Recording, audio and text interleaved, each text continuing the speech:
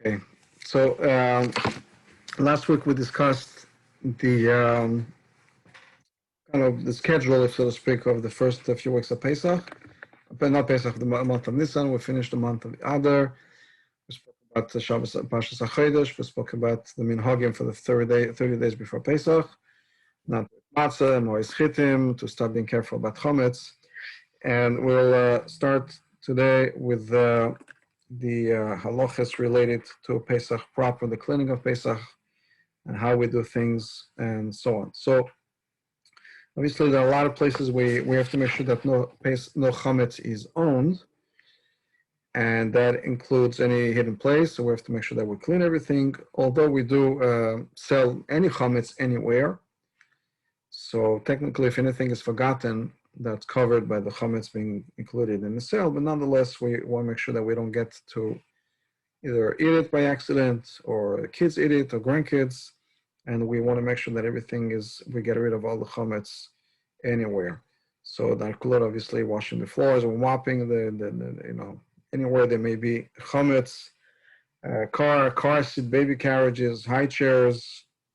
High chair, we should line the tray of the high chair as well after we've cleaned it. Briefcases, pocketbooks, anything that's going to be like that.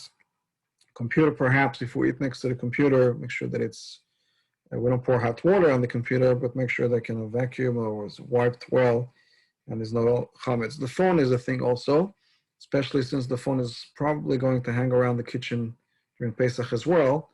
So and during the year, so we want to make sure that it's clean of any chometz. So when we put it down on the Pesach counters or Pesach tables, it's all clean. Then there are certain things that may have sorry, before we get to that, toys, sforim. We want to make sure all those things are going to be used during Pesach are clean and clear of any chometz. Certain things may include chometz, such as like Play-Doh, for instance. Sometimes there may be, those are edible. They have to be edible, I think, by law. So they contain some chometz sometimes. So they have to make sure that we put that aside with the chometz. It is customary not to use our tablecloth and napkins if they contain some starch that may be chometz. So we have to make sure, although most of the starch that we use these days are not chometz, like the spray that we use is usually not chometz, but it's customary, we're careful with that. And if one is going to be using the regular tablecloth for all year, then obviously they have to be washed, laundered, and that's the koshering for that. Shabbos candlestick should be very cleaned, very well. And the bottom could be covered in foil, so it shouldn't be touching the regular table if they're together with food all year. And obviously we don't put any food on the candlestick trays during Pesach. If, again, it's used all year round for the table, we want to avoid having that contact. Garbage cans should be washed, cleaned. That includes inside and outside. Again, those are getting in contact with food. If it's just a garbage can just for paper, that's a different thing. But if you throw food over there, and there's a chance that the garbage can gets in contact with that, so it should be also thoroughly washed. Kitchen garbage cans, outside, inside, the bins outside the street, recycling bin. Those are all things that should be washed, rinsed, to make sure that there's no chometz, no food item left in there. It may be hard to clean, so then a solution is to spray some kind of bleach or strong chemicals that will render the food over there completely unedible, and how do you call it? And get rid of that, anything that there is. Any chometz that we're going to have, talking about the garbage bins, after the zman of chometz or biur chometz. And this year is a little bit different, and we're going to come back to that a few times. This year, really, we're going to burn the chometz Friday, but we're allowed to consume chometz until Shabbos morning. I think it's around 11 o'clock, 11:30. We looked it up last time, but the times will be posted.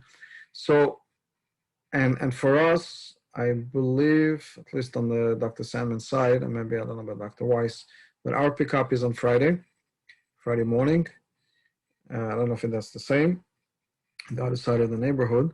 But so we It's the No, same. It's the same it's the Friday. same also Friday, okay? No. We pick up Thursday. Ours is Thursday. Thursday, So okay. So it's you're a gonna bit of have, a problem. right, so you're gonna have a little chametz for a little bit longer, or you may have. So those things have to be placed outside on the curb or in a public garbage can. Friday morning, there will be I assume, the bio chametz, the burning of the chametz place. So therefore, we could still have an opportunity to burn chametz over there. But we should keep things to the minimum. And by the time Shabbos comes in, we should really be left with as little chametz as possible that's going to be consumed Friday night and Shabbos morning.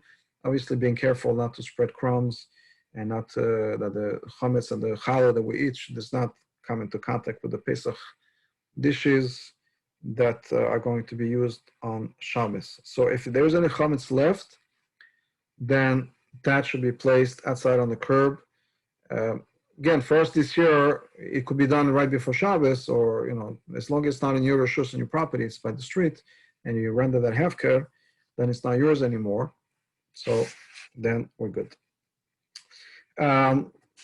Medicine that may be chometz, that's something to be discussed with the person's doctor or the person's doctor and the Rav to see if there is an issue of chometz and the relevance of the medicine during Pesach.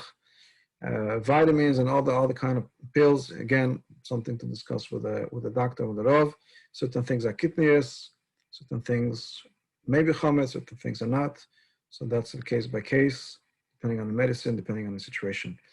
Pet food, those who have pets, cannot contain chometz, but they could be kidneys. So if there is anything that has corn, for instance, that it's okay to feed an animal and to own and to feed an animal.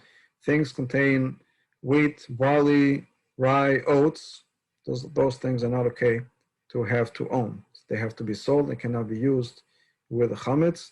Obviously, any things that belongs to an animal related to food, the cage, the enclosure, the feeding bowls, all those things have to be thoroughly cleaned if they were used for chametz during the year.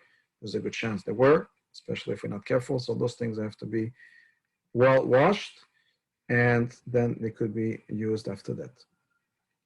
If there are very, very heavy furniture that we would never move, then we don't have to move them for Pesach.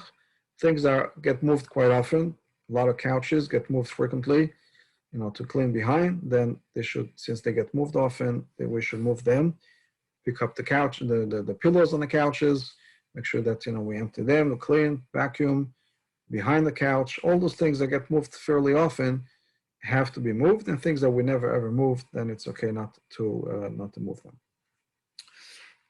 It is the Chabad custom not to kosher dishes, or to avoid as much as possible at least, but there are a lot of utensils, a lot of things in the kitchen that we have to kosher to use. Not everybody has another stove for Pesach, not everybody necessarily has different counters or a different kitchen. So there are a lot of things that are involved in the koshering of the kitchen. We'll go through some of the common things. If there are any specific questions, will ask me. If it's not relevant to you, please bear with me. So dishwasher we avoid. In general, we avoid all year. Regular oven, continuous cleaning oven. In other words, we're not talking about by regular oven. I mean, those are not self-cleaning when they burn with the heat. Microwave ovens, grills, barbecues. Regular barbecues are not kosher during for Pesach and used for Pesach.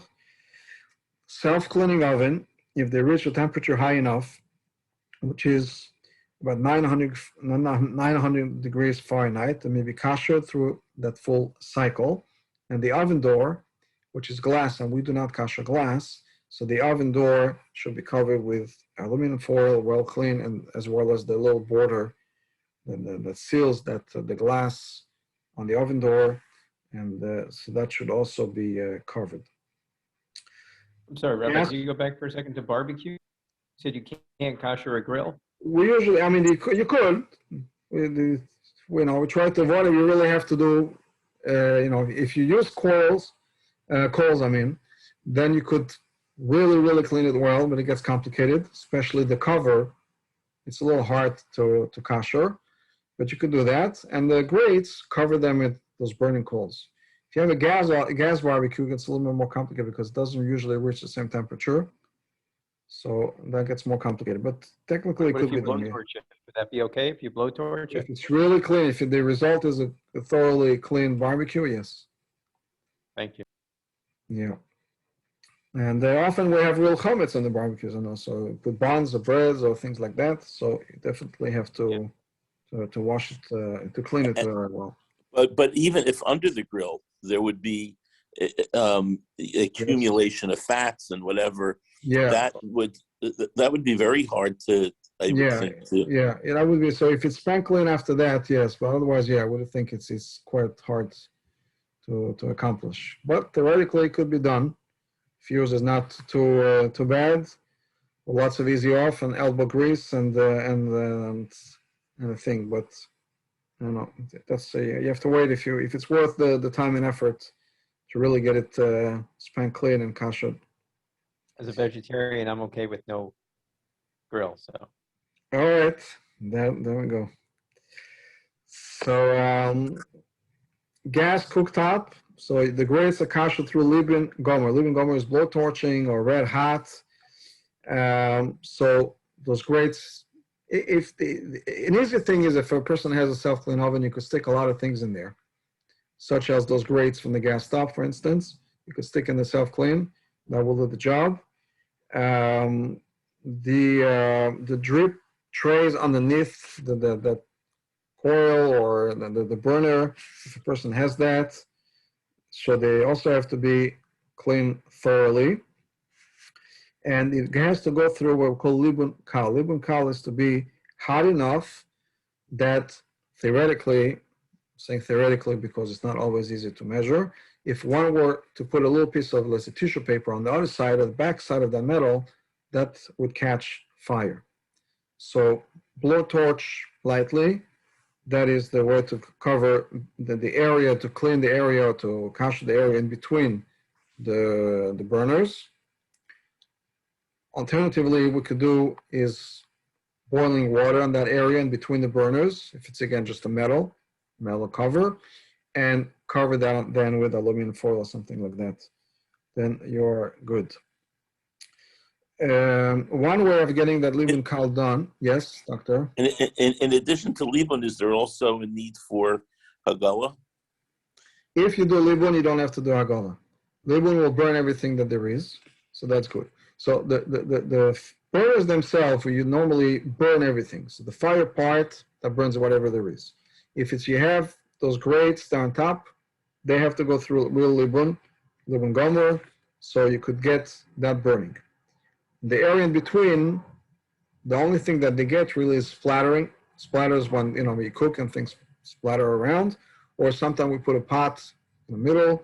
So that's a second degree of heat already, and therefore Liban kal is enough, or how do you call it, or a gola, which is really pouring hot water over there with these things. One easy way maybe to kosher this whole thing is if you put a blech on top of the whole, the how do you call it, the cooktop, and you turn on the fire. This way that will accumulate the heat and be considered enough to be Liban kal for in between, and you could get everything glowing red hot on those burners, so that should be fine to do all of that. Make sure, of course, you're not burning everything. So that was for the gas. Standard electric cooktop.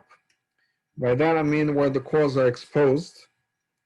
So it's Liban gomer, that's quite easy. You turn it to the max, and that's going to get red hot. So that burns. And for the drip trays, cooktop surface, the same thing as we said before. Liban kal, wash them well, and then Liban kal, either blowtorch, sticking them in the oven for the drip trays if you can, or putting the blech again on top, and I will heat up the whole entire thing. If the cooktop, the surface is made out of glass, as we said before, we do not kosher glass. So that gets complicated. I don't know if anyone has a situation over here. and it's going to use it for Pesach? No. So we'll move on to that because it really gets complicated in terms of how to do it and without breaking everything and burning everything. So we'll leave that aside. Induction is also not something that we could kosher because it doesn't really get hot unless you put a pot, and it gets complicated. So if anyone has that situation, we'll have to address it, but if not, we'll move on. Then you have the counters. Counters could be wood, laminate, tabletop, countertops. So we have to clean them very well. Let's not forget the corners, the angles, where things could accumulate over there. And then once the surface is really dry, after you wash them, it has to be dry. We don't want cold water that's going to cool off the hot water we're going to put on it. So we are going to pour boiling hot water from a kettle that just came off its source of heat, whether it's a plug on the fire. And we want to make sure that there's an uninterrupted flow of water coming onto the countertop. One good way or better way of doing it is if you could have electric iron, and you keep it plugged in hot, and this way when the water comes, put the iron a little bit above the water. Obviously you don't want it to be in the water, and you have to be careful. But so that's going to kind of make it steam or heat up that water. That's going to be even better in terms of the koshering. And it could be done in sections. So you could do it on one linear foot, depending on how much water you get out of your kettle, another linear foot, and so on. And that's, you could kosher that. Again, we're talking about right now for wooden or laminate. Metal countertops is the same thing. The hot water thing. When it gets a problem, stone is okay. Could do the same thing also. Sometimes you have like plastic kind of counter, meaning the stone itself is covered with a layer of plastic. If that happens, we also do not kosher plastic, so we have to avoid. We would have to cover those countertops. But stone could also be koshered, but the same way. I was talking about the cattle. The cattle has to be one that is kosher LePesach, or at least one that hasn't been used for 24 hours. If it's one that you have used for chometz, so it should be used for 24 hours. And anything that gets kosher through hot water, agola or irui, pouring hot water, should also not have been used for hot chometz in the last 24 hours before koshering it. Things are going to be used kosher through fire. We don't have to wait 24 hours because the fire will burn anything. The things that are going to be used kosher rather through hot water, for that you have to wait 24 hours before koshering it. So metal sinks, same system. Metal faucet also should be pouring the hot water. Cover the faucet, the spigot, the handle. We should also do that. What else do we have over here? After we have koshered the counters, after we've koshered the sink, it is custom that we cover them anyways. So we're going to put, the sink insert or a counter cover of some sort to kosher that. The hood above the oven has to be clean, and probably, it should be covered really, because there's no real good way to clean this thing 100% well. If you do it, it's very complicated. So should be cleaned as much as we can, and then cover it. So the steams that come from the cooking, assuming you're cooking in the same area as you are always cooking all year, then so that if you have a hood on top of it, you should cover it with aluminum foil or something. So the steam that comes from the Pesach cooking doesn't reach the dirt that accumulated, which is chometz. We should use a different blech, of course, for Pesach. Hot water urn should be a different one for Pesach. Then pantries, cupboard, shelf, fridge, the freezer should be thoroughly cleaned. You have to make sure that a lot of time, somehow, I don't know exactly how that happens, but it does. The rubber that seals the door, sometimes you always have crumbs there, and you have to make sure that that's also cleaned. So we clean everything well, and then we are lining the fridge, at least the shelves, the fridge, make sure not to block the ventilation, and we do that. Any, I don't know if there's any question in terms of the kitchen that we did not address, that you may have a question about. I'll take that as a no. Chairs, tables, it is custom to wash them very well, including the legs.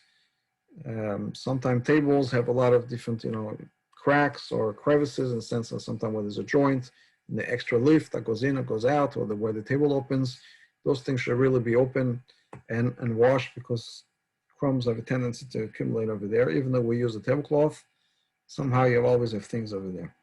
And the same way as the chairs, also those little joints and all those things, you have to make sure that there's no chometz left in there. Mechiras chometz, selling the chometz.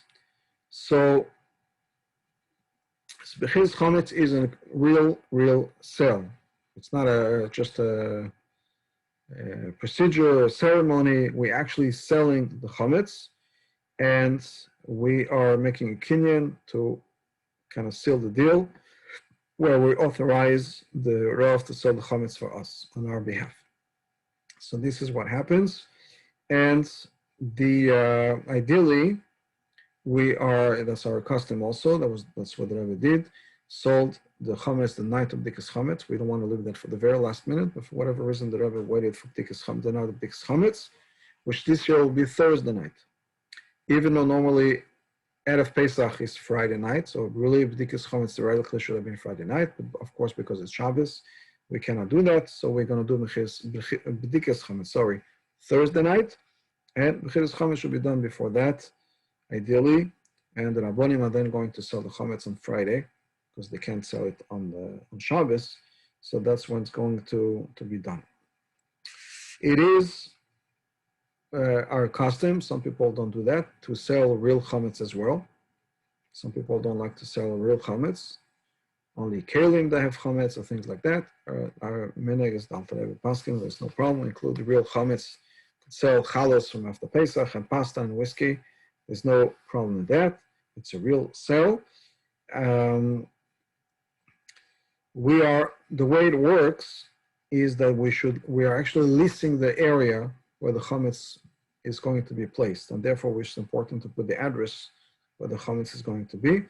That's included into the shtar mechiras. We put our name, address, and it's also customary to add the words chometz wherever chometz may be found, wherever chometz may be found. So this way, if there's anything that we forgot somewhere, that's included in the sale. If a person has chometz in a different time zone, you have an apartment in Eretz Yisrael, in Europe, in Australia, and there's chometz over there, so discuss it with the Rav, because what's going to happen, depending on the location and time difference, Pesach may end up earlier, or will end up earlier in Australia. So therefore, you're going to take possession of the chometz before Pesach is over here, or vice versa. If a person is going to be in Eretz Yisrael for Pesach, and they have chometz in Miami, so the chometz in Miami will not be sold yet, because they're going to go to, let's say, Rabbi Shapiro, and Rabbi Shapiro is not going to sell it until later. Eretz Yisrael may be already Pesach, so you're going to be owning chometz during that time. So you have to be careful about those things and see with the Rav exactly how to proceed. If a person is away from home for the entire Pesach, so if he arrives at the destination before the night of bdikas chometz, so then you could sell your entire home in the shtar mechiras chometz, and you do bdikas chometz wherever you get, whether it's the hotel, the Pesach program, the in-laws, whatever it may be. If you're still home at the night of bdikas chometz, so then you should include in this shtar mechiras chometz most of your apartment, and leave a little area where you're going to do bdikas chometz in that section that's still yours. Because if it's sold, you don't have to do bdikas chometz. But so you leave a little bit, a small area, a hallway, a small room, where that's still going to be yours during Pesach, and this way you could do the mitzvah of bdikas chometz. Erev Pesach, normally we have the fast of the firstborn. This year it would have been Shabbos. We don't fast on Shabbos. We don't fast on Friday either. We don't set up a fast for Friday. So therefore the fast of the firstborn is going to be on Thursday this year. And in the fast is included fathers or men who are themselves firstborn. If a father is not firstborn, but he has a son on the bar mitzvah who is a firstborn, so then the father should fast on behalf of that son. And of course, you know, we don't fast at the end of the day. We make a siyum, and in order to participate in this mitzvah, and this way we could eat on instead of that fast. I'm gonna go with I'll start with bdikas chometz, which is the regular bdikas chometz, and we'll go back to what this year is done, which is slightly different. So before bdikas chometz, really the house should be completely clean, floor swept, under the beds and everything else. All the chometz is removed to wherever it's going to be, and there's no chometz really hanging around the house. Anything that's going to be included in the shtar mechiras chometz should be put away before bdikas chometz. In other words, we don't want chometz lying around. That's the bottom line. And we're going to put this in closets. Cabinets are going to be marked, locked, taped, and we put a mechitza behind it, or like a mechitza is 10 tefachim tall, and move a bookshelf in front of that area of chometz. But in any event, the chometz is pretty much put away by the time bdikas chometz comes around. We take a paper bag, a beeswax candle with a single flame, not a Havdalah candle, but the one they sell for Hanukkah, so like for the shamish, and a wooden spoon, and we are prepared to go and search for the chometz. We put around 10 pieces of bread throughout the house, and we want to make sure that each piece is less than a kazais, less than an ounce, and total should be at least a kazais. 1 ounce of bread, which is a slice of rye bread, basically. And this way, when we burn, we want to burn a kazais of chometz. There should be some chometz that we're burning. And some chometz, the quantity, is a kazais. So total should be at least a slice of bread. And we want to make sure that the bread is well wrapped up so it doesn't crumble everywhere. And since we're going to burn it, aluminum foil is not a good idea. You want to wrap it up in a paper towel or something like that that's going to burn. And it's a good idea to remember or to have someone keeping track where the pieces of bread are. If you're going to give to a young child to place the pieces of bread, make sure there's an adult behind that remembers where they are, so we don't have to panic looking for look for the last piece of bread that we can't remember where it is. So we place those pieces of bread. The pieces of bread, 10 pieces is a pikabola for the 10 pieces that Rebbe brings. That there's a remez in the Gemara, but the number 10 that is mentioned, about 10 pieces, and a person lost one, and they use the number 10. So it seems to be from the Gemara also, it's 10. There is no specific halachic reason, just as far as I know, why it has to be 10. But we put them, so we should search for something and have something to actually find, and something to actually have burn, because we said the bracha al bir chometz, to destroy, to get rid of the chometz. So we want to make sure that we find something, since our houses are completely clean of chometz. So we purposely look for chometz and place chometz to be found and eventually to be burnt. We should do bdikas chometz as soon as possible after the night, once the nightfall happens. If a person goes to shul, of course, you should daven ma'ariv first.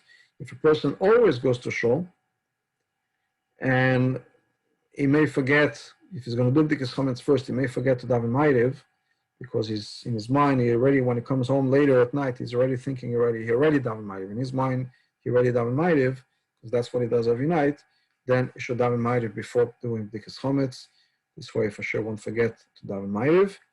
And otherwise, it's good that the first thing that we do should be bdikas chometz. If a person often davens home at ma'ariv, he's not going to forget to daven ma'ariv at home, then he could start with bdikas chometz.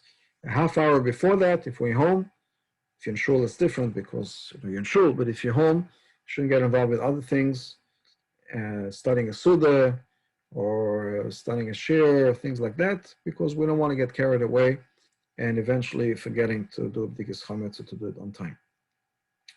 So if we have like ma'ariv, if you have someone to remind you, just like it works for ma'ariv, then it's okay to start some other activity, and that person will remind us.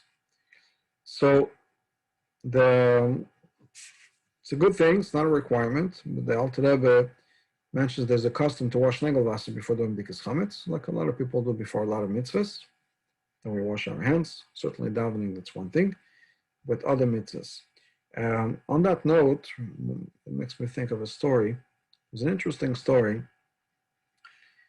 that with the Rebbe, there were people studying Mesiva Shabbos in the early days in Crown Heights, and they went into the Rebbe, and the Rebbe gave them some tips. And one of the things the Rebbe mentioned is that you're going to say story to people, to the children. You're going to tell them stories. So make sure when you tell them stories that you should be a lesson from the story. And the Rebbe gave an example. So there's a famous story with the Baal Shem Tov. The Baal Shem Tov was traveling somewhere, and it was time for Mincha, and the Baal Shem Tov asked one of his students to go look for water. And it was an area there was no water. And lo and behold, a brook appeared out of nowhere, and they were able to wash their hands. That's a story. Actually, now in Ukraine, in Mezibush, there is not far from Mezibush, the town of Mezibush, where the Baal Shem Tov is buried. So a kilometer or two away, there's a place called the Baal Shem Tov's well, because they say that's where that water appeared.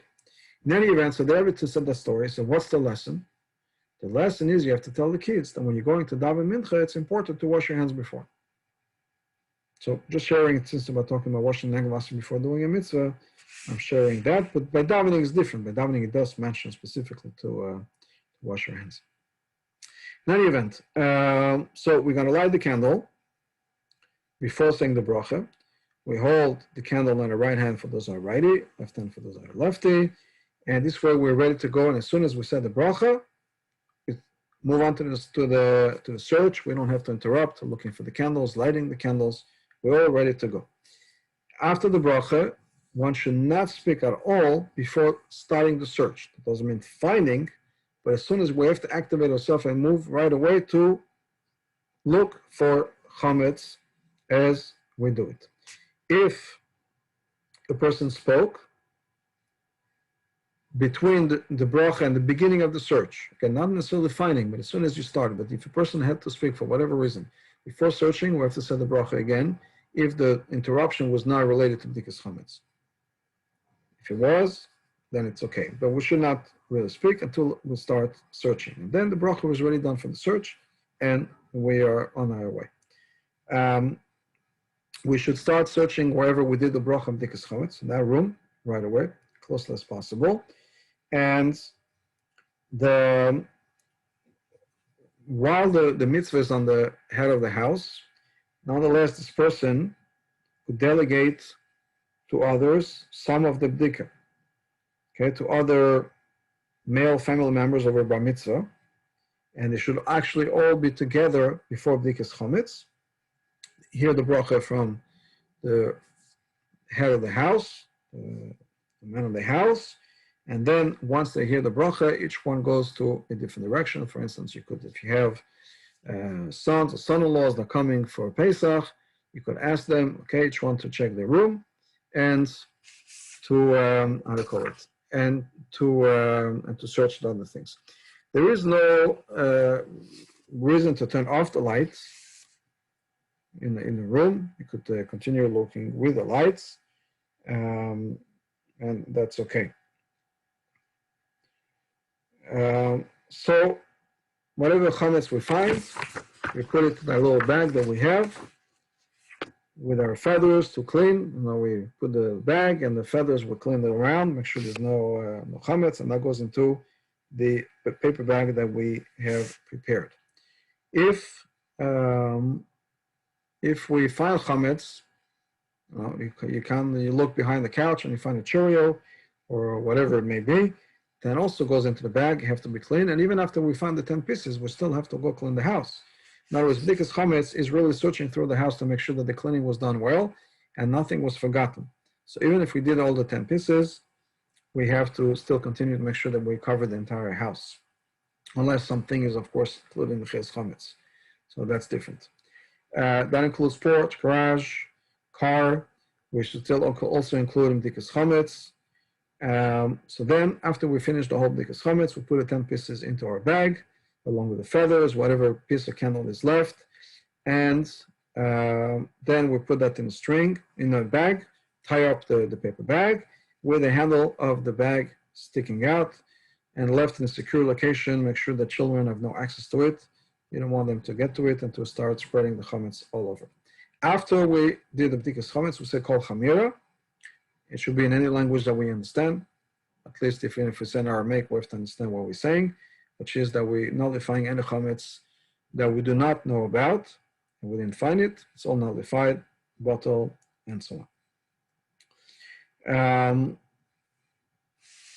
If a person is going away for Pesach, so we're talking about a different home, and we're going somewhere else. If we arrive before bdikas chometz, then we could sell our original home, and do bdikas chometz at the hotel, Pesach program villa in Orlando that we rented or whatever it is. And if we're going to get there later after bdikas chometz, then we're going to do bdikas chometz at home, like we said before, sell whatever the house is, plus leave a little hallway or room. And whenever we get to our destination, we have to make sure that bdikas chometz was done. So make sure, if you're renting, I don't know, I'm just mentioning renting a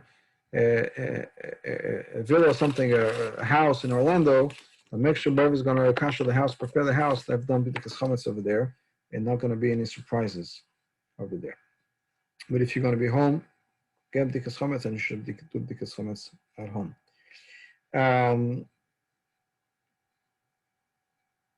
Okay, then we have, after we do bdikas chometz, so we're going to do bir chometz on Friday.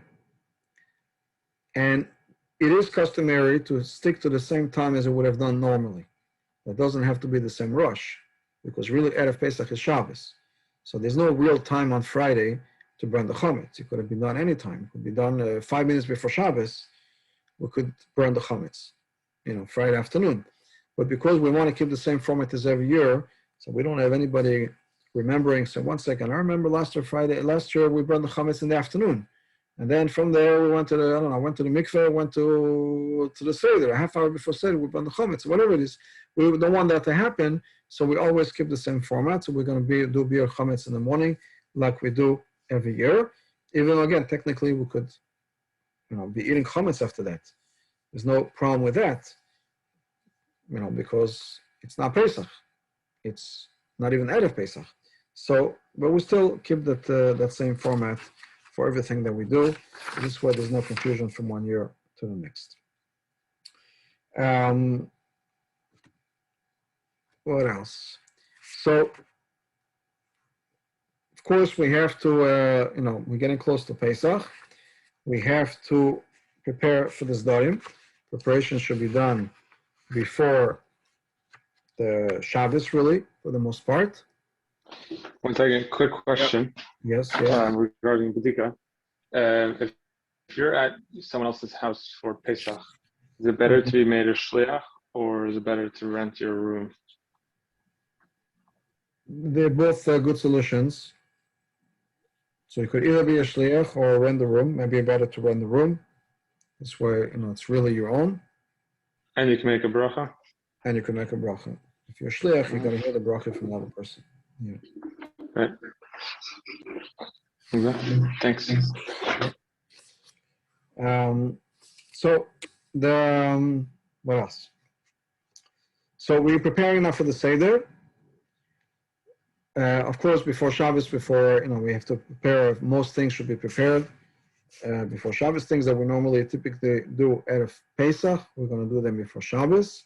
So make sure we have a becher that contains at least a revis. It's 86 milliliters. It's that's roughly 3.5 ounces. And men and women should have a becher, should have these cups. Doesn't have to be much bigger than that. Keep that in mind. The becher should be of silver or glass, or something that is durable. Disposable and is not ideal. Plastic, even if it's hard plastic, it's not ideal. Sometimes you have to, but better to have something that is reusable, like I said, silver or glass. Make sure we have enough wine for the 4 cups for everybody. If required, if necessary, the wine should be mevushal. If it's going to be people, for whom it's going to be a problem to have non-mevushal wine, make sure you have enough matzahs, unbroken if possible, concave shaped matzahs for the seder. It's better to have them as concave, like that is a keli. So the Rebbe says in Haggadah, many have the custom, or some have the custom, to check the matzahs before Pesach. That is, we're checking, really what we're checking for is that it should not be what's called a kful. Kful is a place where the dough kind of folded over itself. Because if the dough folded over itself in the baking of the matzah, we're concerned that the inside part, the inside fold, the matzah didn't really get baked well, and there's a chash of chometz. So that we don't eat. So any kful we don't eat.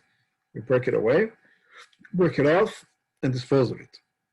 So many go through the matzahs before Pesach to assure that there's no such a thing as a chash of chometz in the matzah. This way they don't even have it in the house for Shabbos. While you're already doing that, it's a good time to kind of sort your matzahs between those are broken, whole, ready for the seder. You want for the seder that should be as whole and complete as possible, and with that concave shape that that's ideal for the starting for the kaida. Romaine lettuce should be checked, washed before Shabbos, dried. Especially the dry ones should be the one that we use for kaida, for the sandwich. We don't want it to be wet while it goes onto the matzah. Horseradish has to be ground before Shabbos, put into an airtight container. Chareses should be prepared before Shabbos. And chareses, as our Chabad recipe is, very simple: apple, pear, nuts. If you really want to keep it simple, 1 apple, 1 pear, 1 bag of nuts, whole nuts, you sell in Publix, those things, and that gives you the chareses. We add the wine later. Our custom is that the wine is added at the Seder, unless it's Shabbos, but this year it's not Shabbos. Pesach is not Shabbos. So, but other than that, we add the wine only for the chareses. It's going to be used for the mortar. We use dry chareses, meaning without the wine, for the sandwich. But until we get to the mortar part, the chareses only contains those 3 ingredients: apple, pear, and walnuts.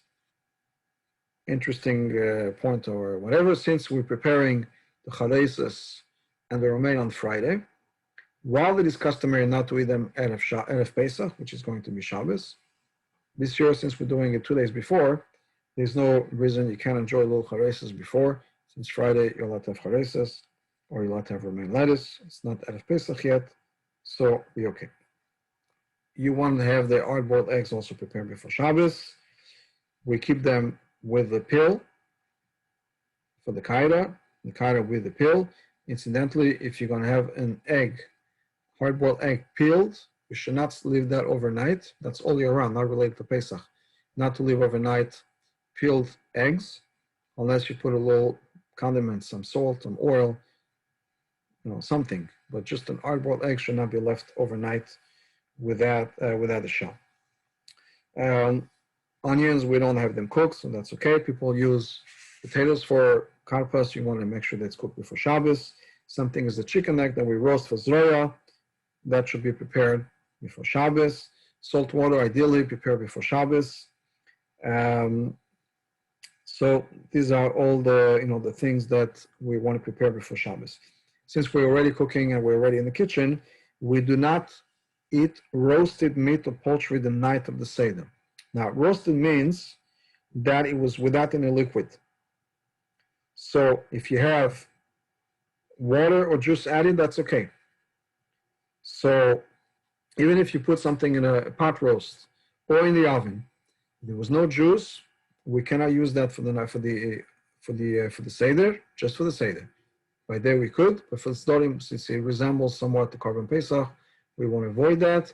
So therefore, if you're going to cook meat or chicken, it has to be with a little bit of water, wine, juice, whatever you use in the kitchen, to make sure that it's not considered to be roasted.